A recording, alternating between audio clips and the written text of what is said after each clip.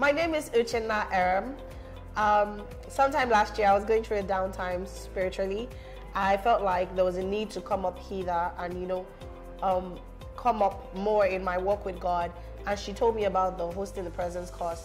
And so, yeah, when I was on the lookout, I sent them a DM on Instagram, wanting to know when the next cohort would be. It was in October.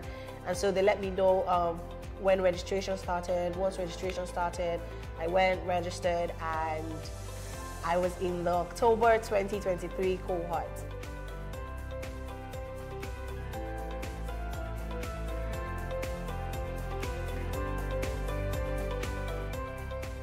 So prior to the class, I had taken a course called How to Hear from God. It was called a Samuel class, separately, somewhere else.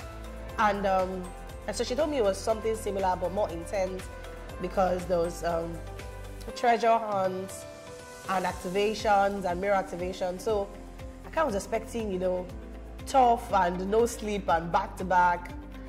And getting into the Hosting the Presence course, it wasn't less than what she said, but it was more enjoyable because thankfully to the curriculum, the facilitators, the entire process, it just was made easier because it was now a lifestyle and a walk, highlighting things that needed to be worked on, highlighting better ways to go about things, seeing worship in a different way, coming into my identity.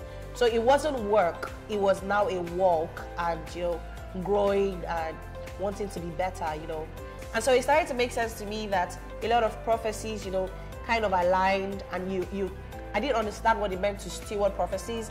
I didn't understand what it meant to process prophecies, and I didn't understand how prophecies were also a big part of my identity.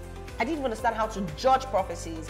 And so, yeah, it felt like a lot of things were hanging in my spiritual life, and HTP was the balance.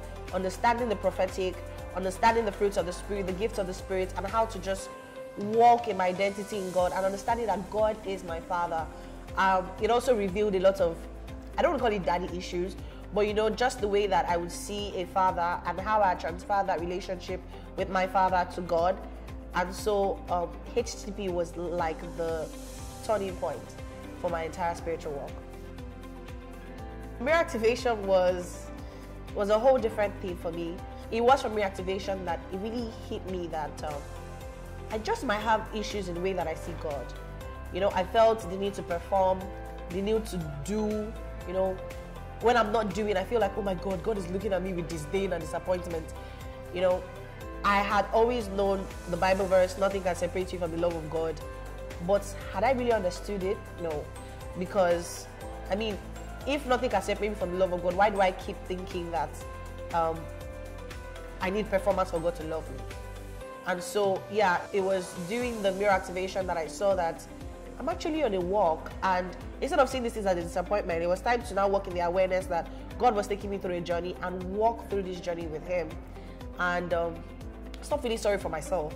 I like to talk about Isaiah 60 verses 1 because it's one of the things I took out from HTP.